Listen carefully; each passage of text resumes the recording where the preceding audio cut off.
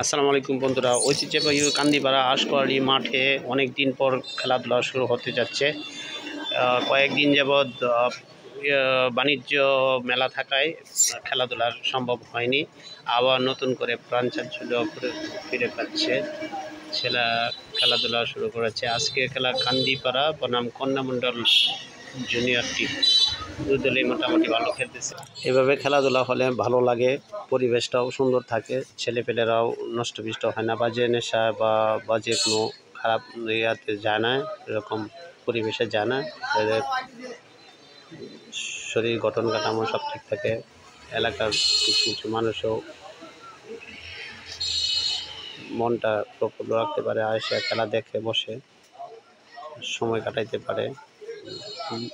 বিকালে এসে মাঠে সুন্দর পরিবেশে এসে কিছু আড্ডা দিয়ে সময় অতিবাহিত করতে পারে।